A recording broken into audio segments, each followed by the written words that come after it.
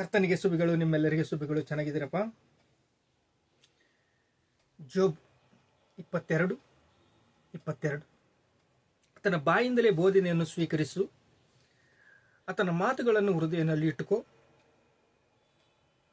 ಆತನ ಮಾತುಗಳನ್ನು ನಿನ್ನ ಹೃದಯದಲ್ಲಿ ಇಟ್ಟುಕೋ. ದೈವ ಜನರೇ, ದೈವ ಮಕ್ಕಳೇ, ನೀವು ದೇವರಿಂದ ಒಂದು ಆಶೀರ್ವಾದ ಹೊಂದಬೇಕು ಅಂದರೆ 5, 10, 16, 20 ಆಶೀರ್ವಾದಗಳು ಹೊಂದಬೇಕು ಅಂದರೆ ನೀವು ಏನು ಮಾಡಬೇಕಂದ್ರೆ ಹೃದಯವನ್ನು ಶುದ್ಧಿ ಮಾಡ್ಕೋಬೇಕು. ಯೇಸು ಕ್ರಿಸ್ತನ ಕಡೆಗೆ ನೀವು ತಿರುಗಿ ನಿಮ್ಮ ಪಾಪಗಳನ್ನು ಹರಿಕೆ ಮಾಡಿಕೊಂಡ್ರೆ ನೀವು ದೀಕ್ಷಾ ಸ್ಥಾನ ತಗೊಂಡ್ರ ದೇವರ ಶಾಂತಿ ನಿಮ್ಮ ಹೃದಯದಲ್ಲಿ ಬರುತ್ತೆ. ನೀವು ದೇವರ ಕಡೆಗೆ ತಿರುಗಿದರೆ, ದೇವರನ್ನು ನೀವು ಪ್ರಾರ್ಥನೆ ಮಾಡಿದರೆ, ದೇವರ ನಿಮ್ಮ ಹೃದಯದಲ್ಲಿ ನೆಲೆಗೊಂಡ್ರೆ ನಿಮಗೆ ತುಂಬ ತುಂಬ ತುಂಬ ಧನ್ಯರಾಗ್ತೀರಾ. ಯಾಕಂದರೆ ನಿಮ್ಮ ಸಲುವಾಗಿ ಕ್ರಿಸ್ತನು ಶಿಲುಬೆ ಹತ್ತಿದ್ದಾನೆ, ರಕ್ತ ಸುರಿಸಿದ್ದಾನೆ. ನಿಮ್ಮ ಹೃದಯವನ್ನು ಶುದ್ಧಿ ಮಾಡೋಕ್ಕೆ, ನಿಮ್ಮ ಹೃದಯ ಶುದ್ಧಿ ಆಗ್ಬೇಕಂದ್ರೆ ಪಾಪಗಳು ಕ್ಷಮಿಸಲ್ಪಟ್ಟಿವೆ. ಪಾಪದಿಂದ ನಿಮ್ಮನ್ನ ಕ್ಷಮಿಸಿದ್ದಾನೆ ದೇವರು. ಆತನ ಮಾತುಗಳನ್ನು ಹೃದಯದಲ್ಲಿ ಇಟ್ಟುಕೋ. ಆತನ ಮಾತುಗಳನ್ನು ಹೃದಯದಲ್ಲಿ ಇಟ್ಟುಕೊಂಡ್ರೆ ನೀನು ಉದ್ಧಾರ ಆಗ್ತೀಯ. ಸರ್ವಶಕ್ತನ ಕಡೆಗೆ ತಿರುಗಿಕೊಂಡ್ರೆ, ಸರ್ವಶಕ್ತನು ಯೆಹೋವನು ಯೇಸು ಕ್ರಿಸ್ತನು ಕಡೆಗೆ ತಿರುಗಿಕೊಂಡ್ರೆ ನೀನು ಉದ್ಧಾರ ಆಗ್ತೀಯ, ಸಂತೋಷ ಪಡ್ತೀಯ, ಆನಂದದಿಂದ ಸಮಾಧಾನದಿಂದ ಇರ್ತೀಯ. ನಿನ್ನ ಗುಡಾರಗಳಿಂದ ಅನ್ಯಾಯವು ದೂರ ಮಾಡಿದರೆ, ನಿನ್ನ ಗುಡಾರ ಅಂದ್ರೆ ನಿನ್ನ ಹೃದಯವೇ.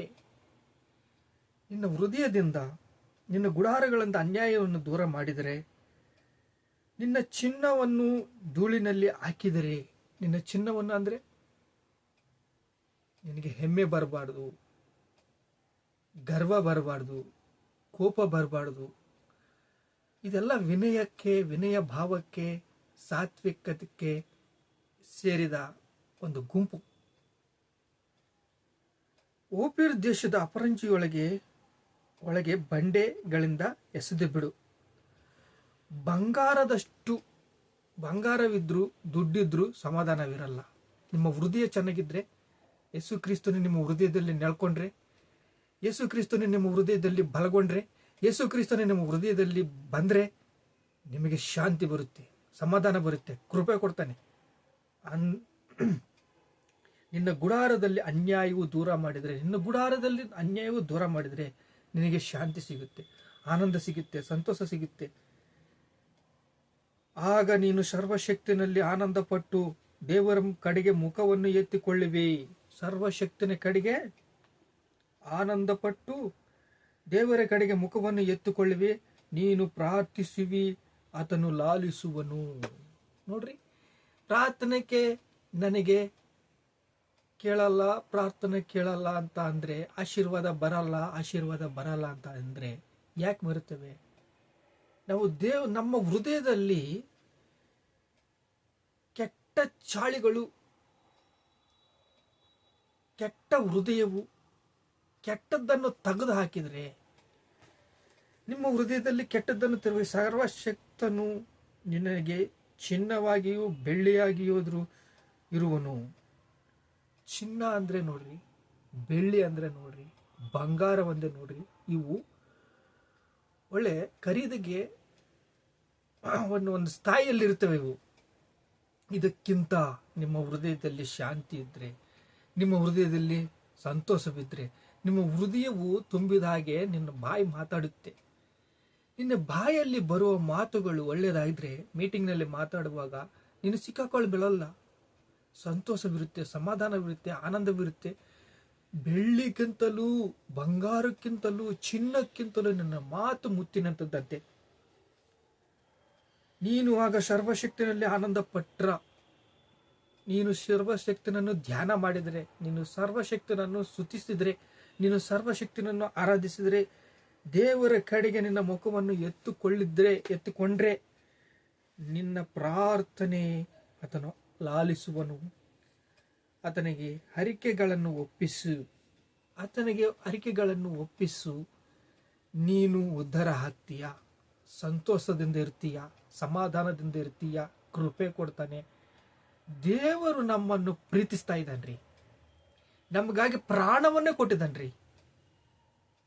ಸರ್ವಶಕ್ತಿನಲ್ಲಿ ನೀನು ಧ್ಯಾನ ಮಾಡಿದ್ರೆ, ಸರ್ವಶಕ್ತನನ್ನು ಸ್ತುತಿಸಿದ್ರೆ, ಸರ್ವಶಕ್ತನನ್ನು ನೀನು ಆರಾಧಿಸಿದರೆ, ಸರ್ವಶಕ್ತನನ್ನು ನೀನು ಧ್ಯಾನ ಮಾಡಿದರೆ ನಿನಗೆ ಶಕ್ತಿ ಬರುತ್ತೆ.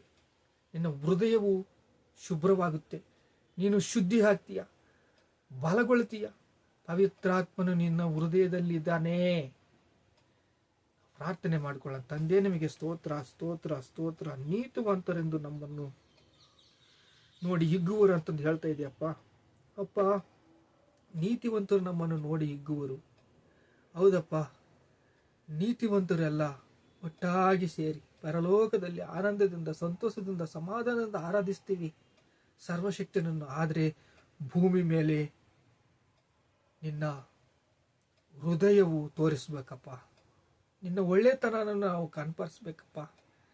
ನಿನ್ನ ಒಳ್ಳೆಯವನಾಗಿ ನಾವು ಒಳ್ಳೆಯವರಾಗಿ ಬಾಳ್ಬೇಕಪ್ಪ.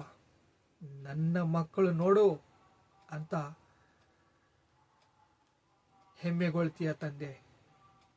ನಿನ್ನ ಹಾಗೆ ನಾವು ಜೀವಿಸಬೇಕು ಏಸಪ್ಪ. ನಿನ್ನ ಹೃದಯವು ನಮಗೆ ಬೇಕು ಏಸಪ್ಪ. ನಿನ್ನ ಹೃದಯದಿಂದ ನಾವು ಜಯಗೊಳ್ಳಬೇಕು ಏಸಪ್ಪ. ನಿನ್ನ ಹೃದಯದಿಂದ ನಾವು ಜೀವಿತವನ್ನು ಪಡೆಯಬೇಕು ಏಸಪ್ಪ. ನಿನ್ನ ಹಾಗೆ ನಾವು ಜೀವಿಸಬೇಕು ಏಸಪ್ಪ. ನಿನ್ನ ಹೃದಯವು ನಮಗೆ ಬೇಕು ಏಸಪ್ಪ. ನಮಗಾಗಿ ಪ್ರಾಣ ಕೊಟ್ಟು ನಮ್ಮಲ್ಲೇ ನೆಲೆಗೊಡ್ತಾ ನಮ್ಮನ್ನು ಬಲಗೊಳಿಸ್ತಾ ಇದೆಯಪ್ಪ. ನಿನಗೆ ಸ್ತೋತ್ರ ಸ್ತೋತ್ರ ಸ್ತೋತ್ರ. ಘನತೆ, ಮಹಿಮೆ, ಪ್ರಭಾವಗಳು ನಿಮಗೆ ಚೆಲ್ಲಿಸ್ತಾ ಇದ್ದೇವೆ ತಂದೆ. ಆಮೇನ್.